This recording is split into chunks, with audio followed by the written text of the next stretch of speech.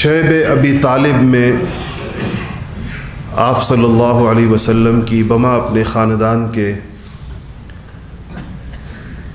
محصوری اور پھر 3 سال کا عرصہ وہاں گزارنا بہت مشکل حالات کے اندر،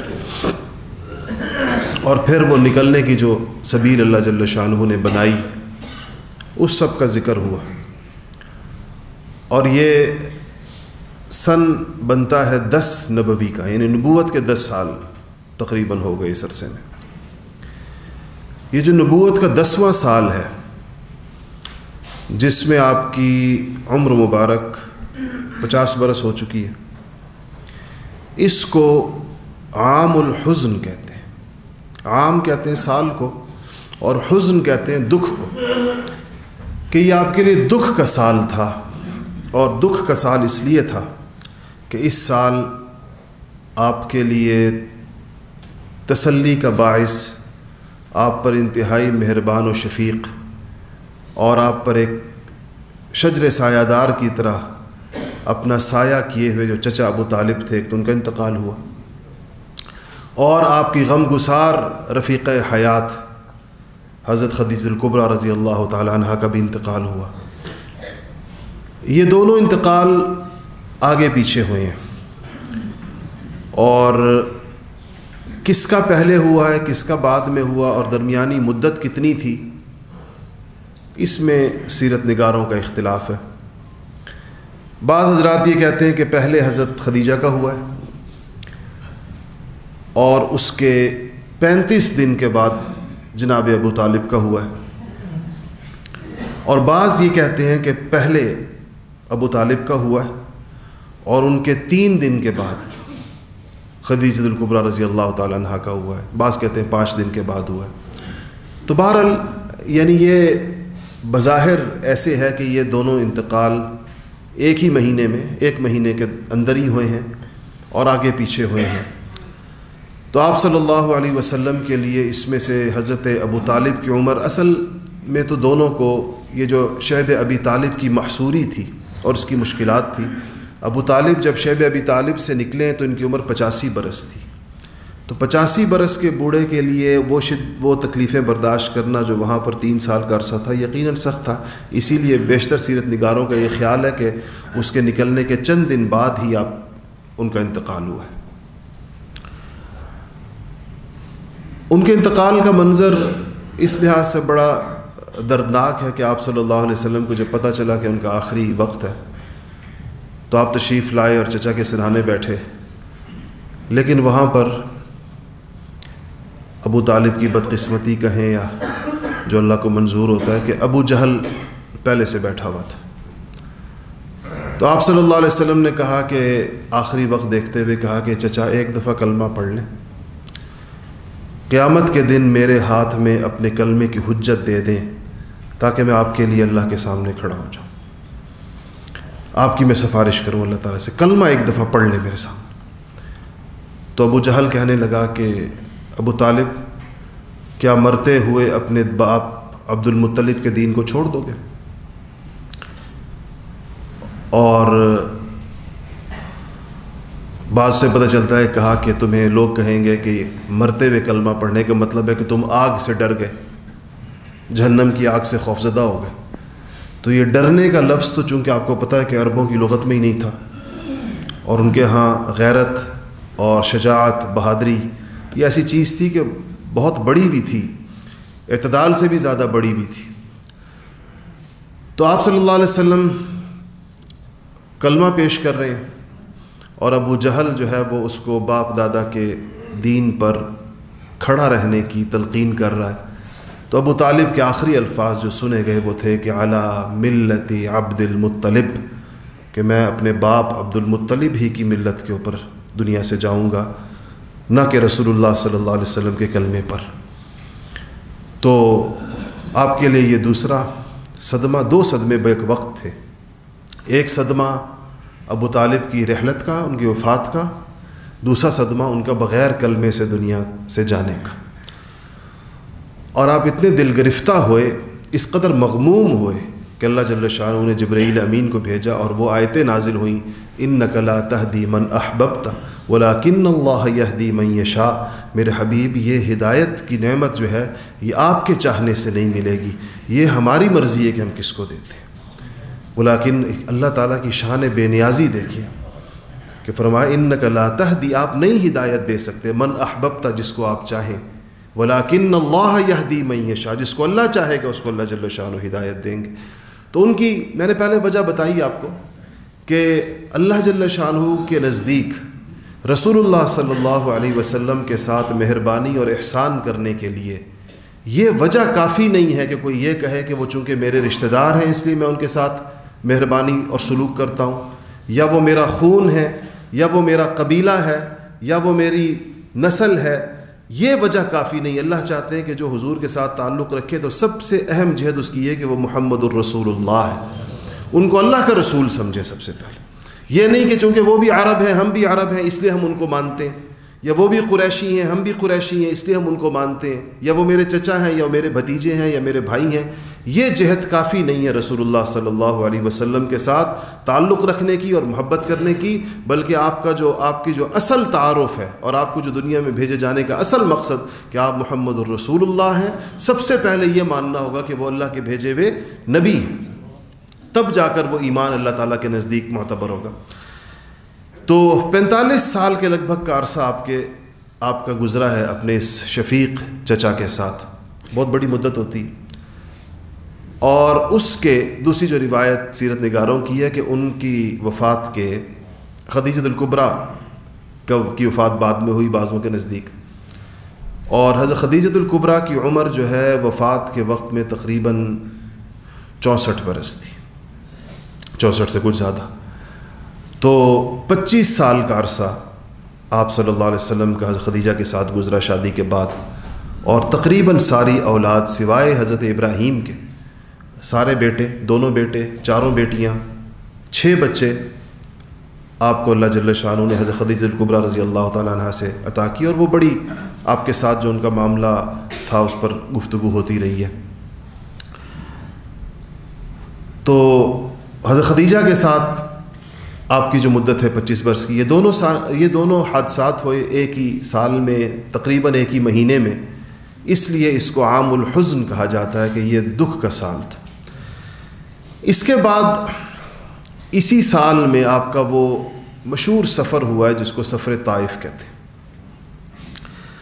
طائف آپ کیوں تشریف لے کر گئے؟ طائف کا انتخاب کیوں کیا؟ طائف کہاں پر ہے؟ طائف کی اہمیت کیا تھی؟ یا طائف میں قبائل کون کون سے تھے؟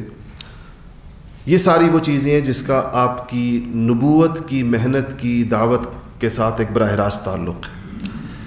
طائف مدینہ مکہ مکرمہ سے کوئی 50 میل کے فاصلے پر ہے، اور مکہ مکرمہ کے بالکل برخلاف انتہائی سرسبز و شاداب علاقہ ہے اور پہاڑی علاقہ ہے، سرسبز پہاڑیاں ہیں، موسم بڑا اچھا ہے، اور پھلوں کے باغات طائف کے بڑے مشہور ہیں۔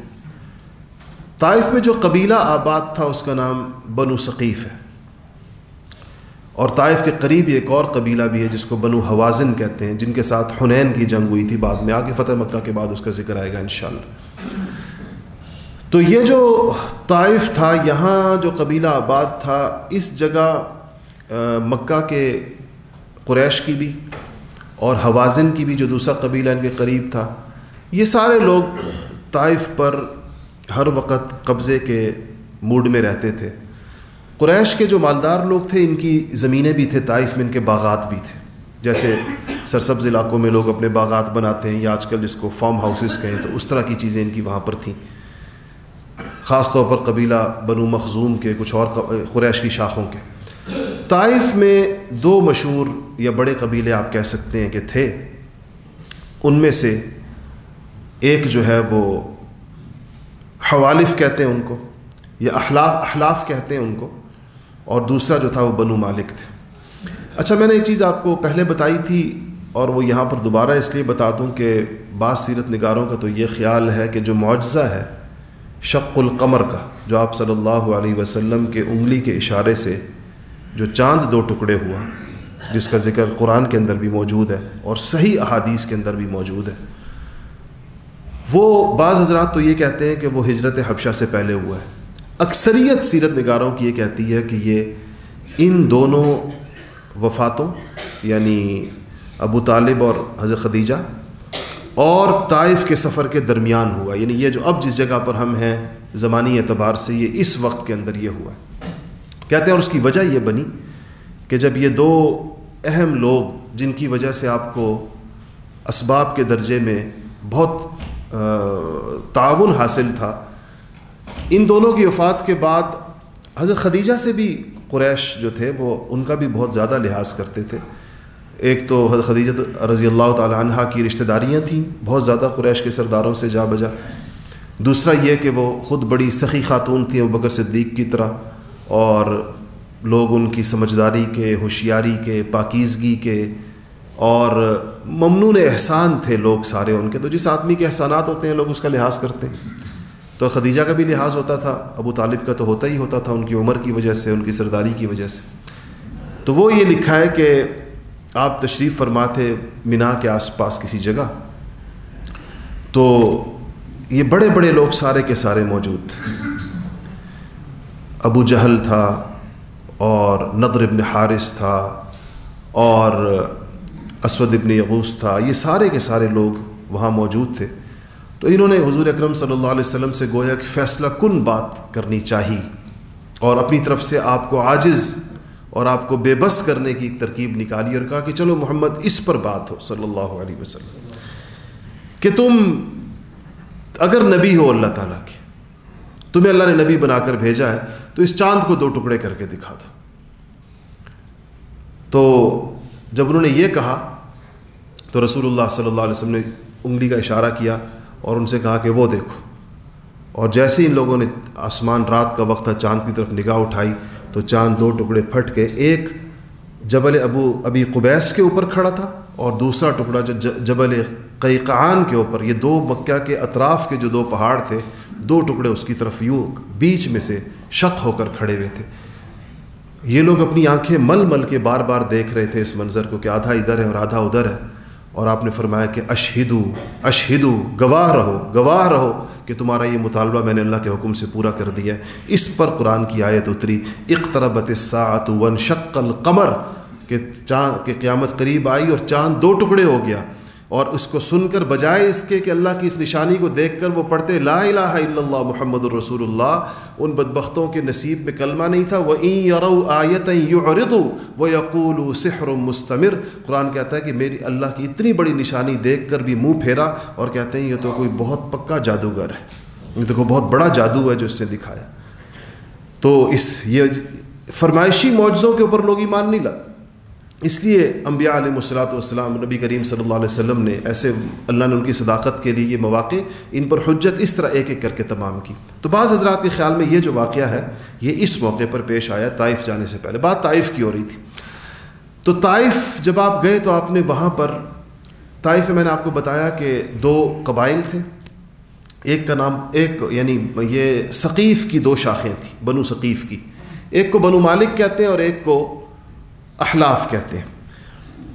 یہ جو دونوں قبیلے تھے ان کی اسٹریٹجی یہ تھی طائف کو بیرونی حملہ آوروں سے بچانے کی کہ یہ جو بنو مالک تھے انہوں نے اپنے دفاعی معاہدے کیے ہوئے تھے حوازن کے ساتھ۔ حوازن میں نے بتایا ایک اور قبیلہ تھا جو قریب آباد تھا، اور یہ جو احلاف تھے انہوں نے دفاعی معاہدہ کیا ہوا تھا قریش کے ساتھ۔ اس کا مطلب یہ ہوتا تھا، پرانے یہ دیکھیں اوس اور خزرج نے بھی ایسے کیا ہوا تھا مدینہ کے اندر، یہ اس زمانے کی ایک ترتیب تھی کہ اگر ایک بڑا قبیلہ ہے اور اس کی 2 یا 3 شاخیں ہیں، تو اگر اس کو 3 حملہ آوروں سے خوف ہے، 3 مختلف قبائل کے حملہ آوروں سے خوف ہے، تو یہ تینوں شاخیں تینوں سے الگ الگ معاہدے کر لیا کرتی تھی، اس طریقے کے ساتھ کسی مشترکہ حملے سے اپنے آپ کو بچانے کی کوشش ہوتی تھی۔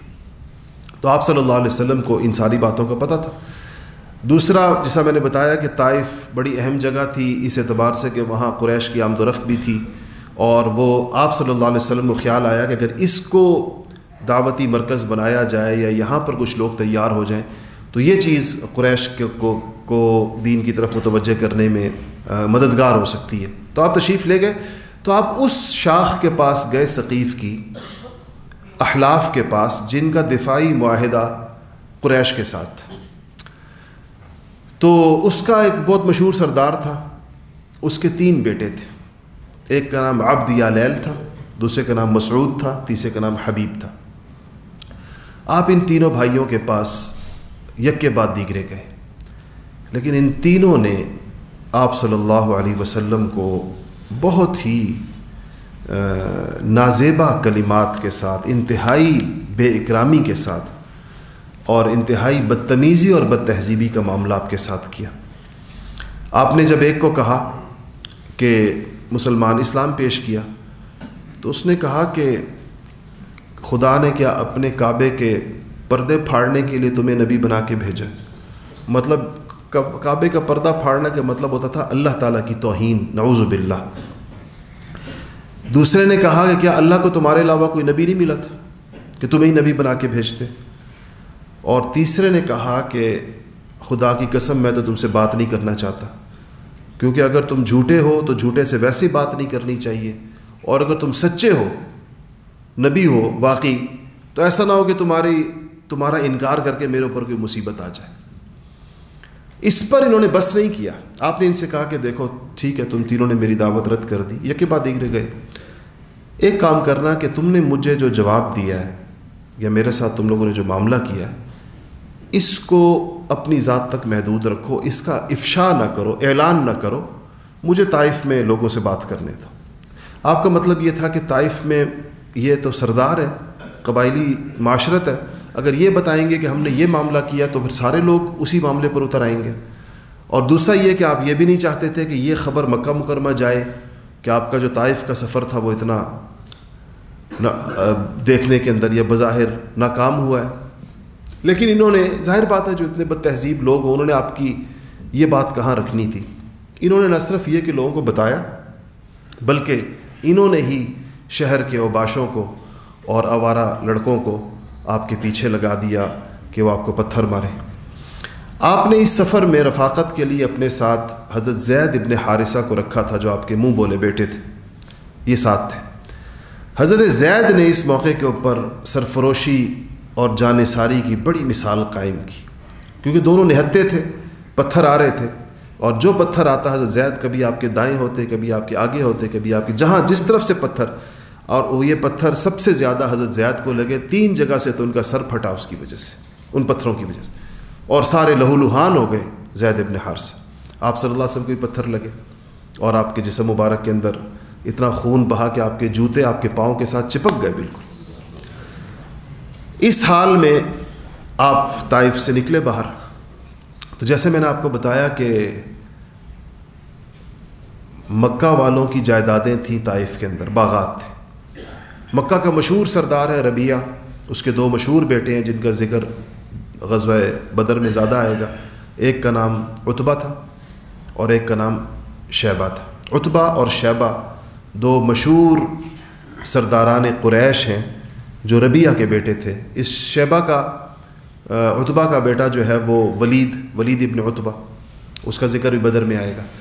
ان دونوں کا بھی ایک باغ تھا طائف کے اندر، انگوروں کا، انگور اور کھجور کا.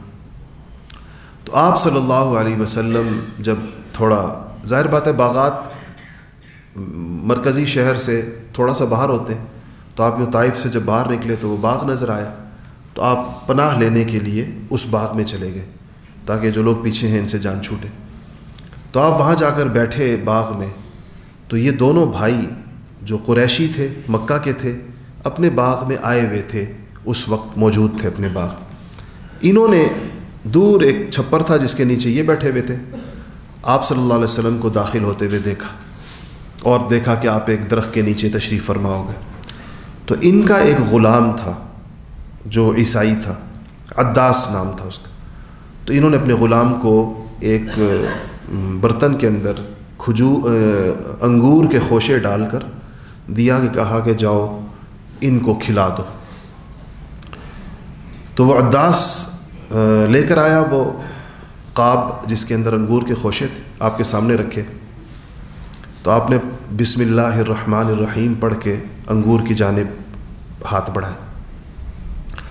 بسم اللہ سن کر عداس کہنے لگا کہ آپ نے کتنی اچھی بات کہی، یہاں تو کوئی نہیں کہتا ایسا، یہ کلمہ میں نے آپ کے علاوہ آج تک کسی سے نہیں سنا۔ تو آپ نے کہا کہ تم کہاں کے ہو، کس علاقے سے تمہارا تعلق ہے؟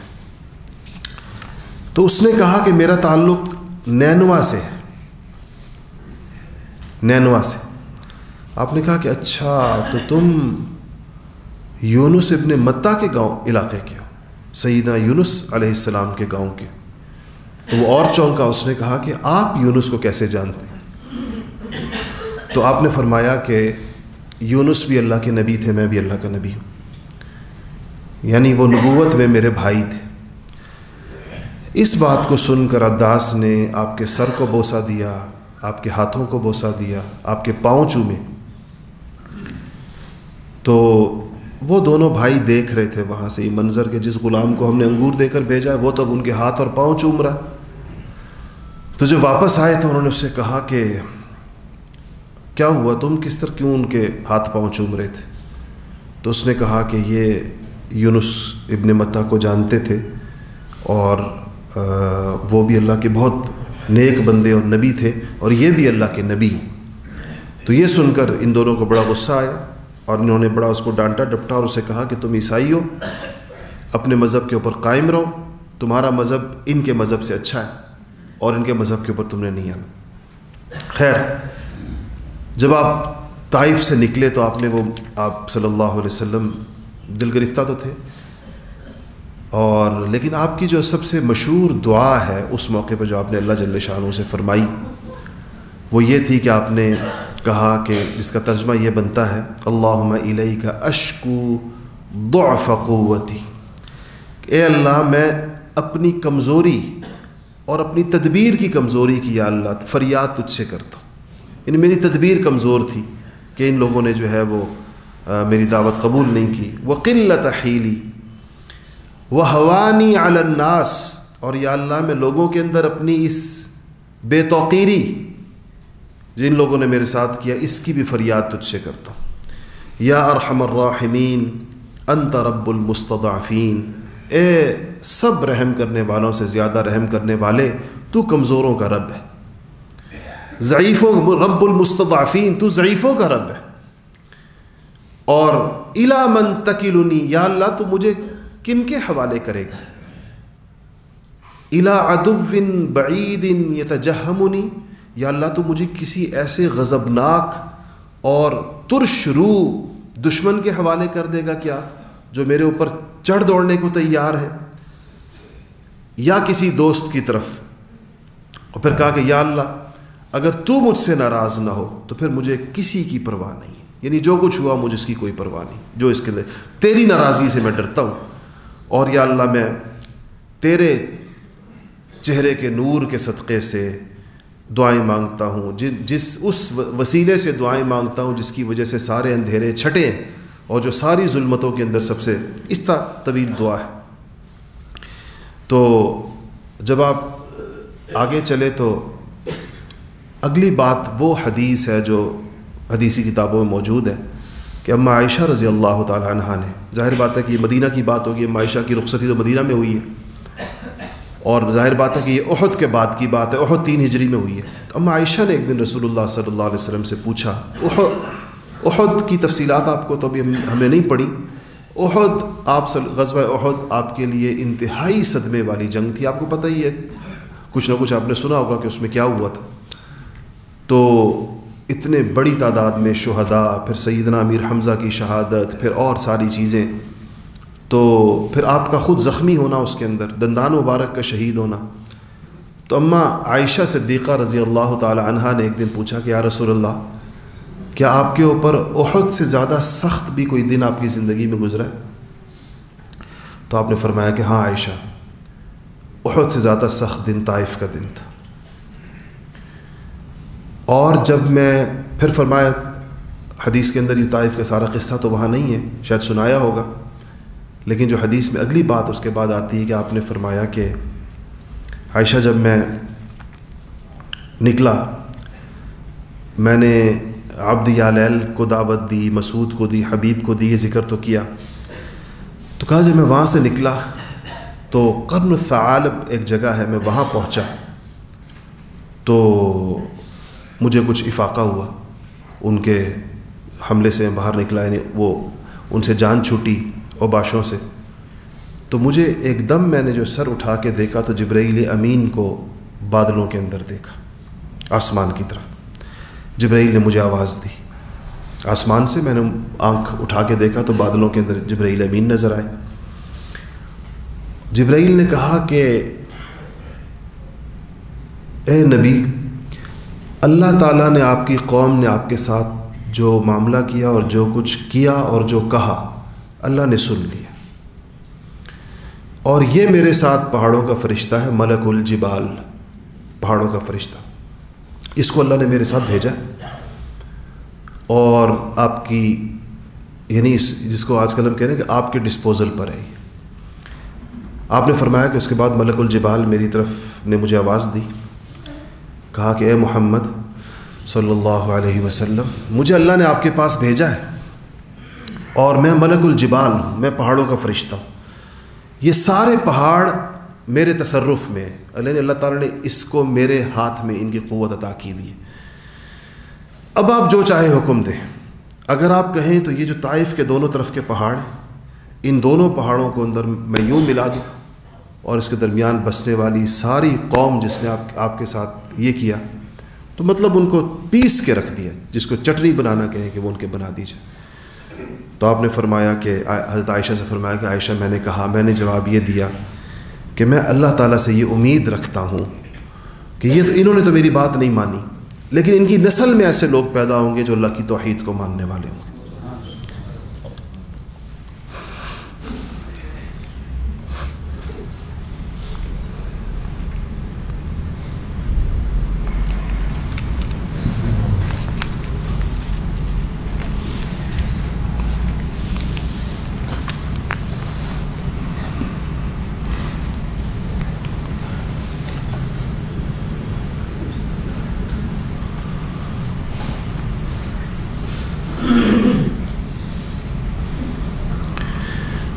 دیکھیں نبیوں کے اندر اللہ تعالیٰ نے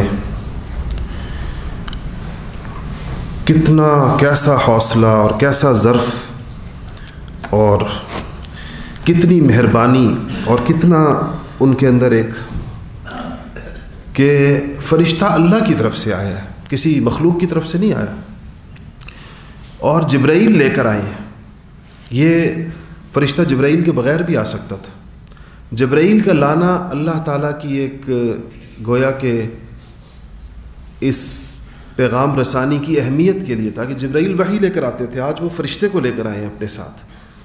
تو نبی کہہ سکتے تھے کہ بس اللہ تعالیٰ اگر یہ چاہتے ہیں، اللہ نے اختیار دیا ہے تو ٹھیک ہے، کیونکہ ابھی تک زخم سے تو خون بہہ رہا ہے اور یہ سارا معاملہ انہوں نے دیکھا ہے. لیکن کہا کہ میں اللہ سے یہ امید رکھتا ہوں کہ اللہ تعالیٰ ان کی نسلوں کو ہدایت دیں گے، اور وہ لوگ پیدا ہوں گے جو الفاظ ہیں آپ کے، جو صرف اللہ وحدہ لا شریک کی عبادت کریں گے. وہ لوگ ان کے اندر پیدا ہوں گے اور اللہ کے ساتھ کسی کو شریک نہیں کریں گے. یہ صحیح بخاری کی روایت ہے، مستند ترین احادیث کی روایت. خیر آپ یہاں سے چلے اور اللہ تعالیٰ نے بعد میں کیسے ان سارے ثقیف کو مسلمان کیا. بڑے بڑے لوگ ان میں پیدا ہوئے، بڑے بڑے محدثین پیدا ہوئے، بڑے بڑے صحابہ پیدا ہوئے. اگر اس دن حضور صلی اللہ علیہ وسلم یہ فیصلہ نہ فرماتے تو دیکھیں کیا ان کی بربادی ہوتی، ساری قوم کافروں کی، جس کو بعد میں اللہ نے اسلام دیا. پھر تو جب آپ یہاں سے چلے، انسانوں نے تو بات نہیں مانی. ایک وصولی کہہ سکتے ہیں ہوئی اس پورے سفر میں، اور وہ عداس کی ہوئی، وہ جو غلام تھا ربیعہ کا کے بیٹوں کا. نخلا ایک جگہ رستے میں آتی ہے، وہاں پر آپ آ کر ٹھہرے اور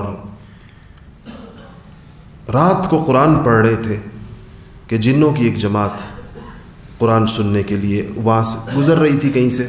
آپ کا قرآن سن کر وہ اتر آئی وہیں پر قرآن نے اس کو ذکر کیا. وَإِذْ صَرَفْنَا إِلَيْكَ نَفَرًا مِّنَ الْجِنِّ يَسْتَمِعُونَ الْقُرْآنَ فَلَمَّا حَضَرُوهُ قَالُوا أَنصِتُوا فَلَمَّا قُضِيَ وَلَّوْا إِلَىٰ قَوْمِهِمْ مُنذِرِينَ. کہ جب ہم نے جنات کی ایک جماعت کو آپ کی طرف بھیجا، اللہ فرماتے ہیں، تاکہ آپ کا قرآن سنیں، پس وہ حاضر ہوئے اور پھر آپس میں کہنے لگے کہ چپ رہو، سنو یہ کیا پڑھ رہے ہیں، اس کو سنو اور اس کلام کو سنو. اور جب کلام سن لیا، آپ کی نماز ختم ہو گئی، تو یہ لوگ اپنی قوم کی طرف واپس گئے آپ کا پیغام لے کر. یعنی اگر انسانوں نے نہیں مانا تو اللہ نے جنوں کو مسلمان کر دیا. یہ جنوں کی پہلی جماعت ہے جو مسلمان ہوئی. تو اللہ تعالیٰ نے نبی کریم صلی اللہ علیہ وسلم کو جنوں کے اسلام کے ذریعے سے آپ کے دل کو تسلی عطا فرمائی. خیر، یہ واقعہ بیچ میں ہوا.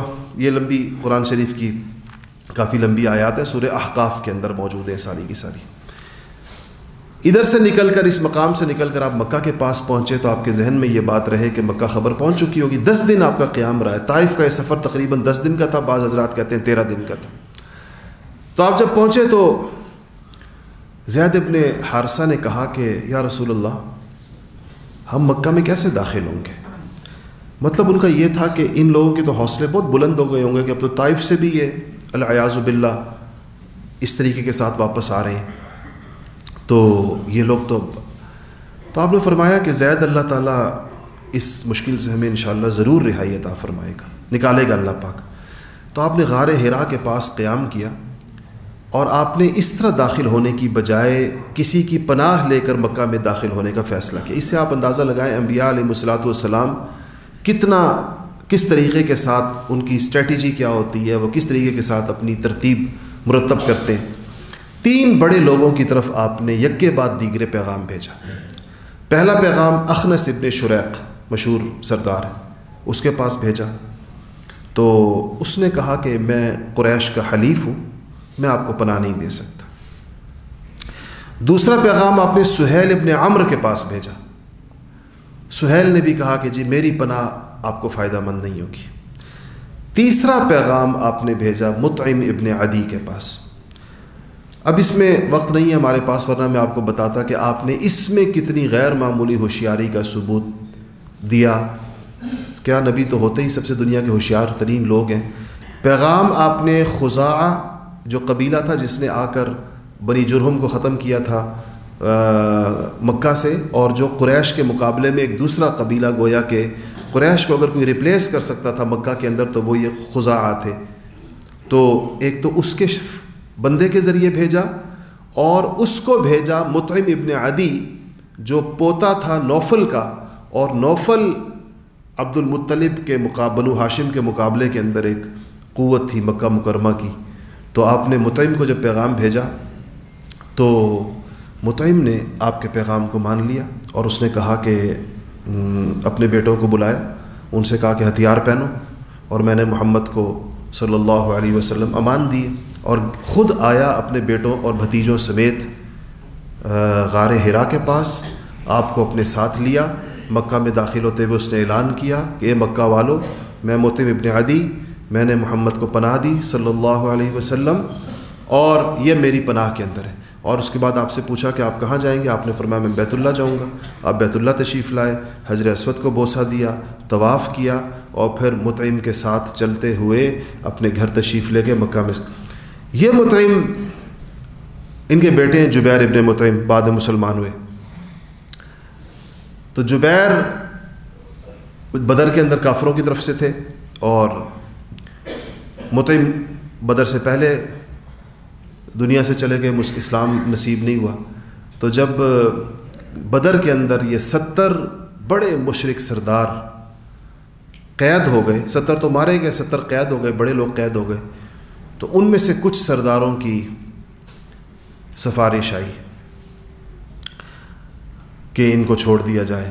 آپ صلی اللہ علیہ وسلم نے فرمایا کہ اگر مطعم ابن عدی آج زندہ ہوتا اور وہ مجھ سے ان 70 لوگوں کی سفارش کرتا، اس کے کہنے پر میں 70 کے 70 کو چھوڑ دیتا. کیونکہ یہ وہ شخص ہے، احسان مندی کا جذبہ، کہ یہ وہ شخص ہے جو مجھے مکہ کے اندر اس وقت لے کر گیا، اور اس نے مجھے مکہ کے اندر طواف بھی کرایا اور اپنی امان اور پناہ بھی دی، جس وقت پورا مکہ میری میرے خون کا پیاسا ہو رہا تھا. اس طریقے سے آپ واپس لے کر آئے, واپس تشریف لائے. اور اس سے آگے یہ سفر طائف کے بعد جو اہم ترین چیز آئی ہے اور بہت اہم اس کی تفصیلات ہیں وہ واقعہ اسراء ہے, یعنی معراج ہے. وہ انشاءاللہ اگلے ہفتے تو شاید نہیں, میں نہ ہوں شاید یہاں پر, اس سے اگلے ہفتے اللہ نے چاہا تو انشاءاللہ اسراء یا واقعہ معراج سے اس کو آگے جاری رکھیں گے. وآخر دعوانا الحمدللہ رب العالمین.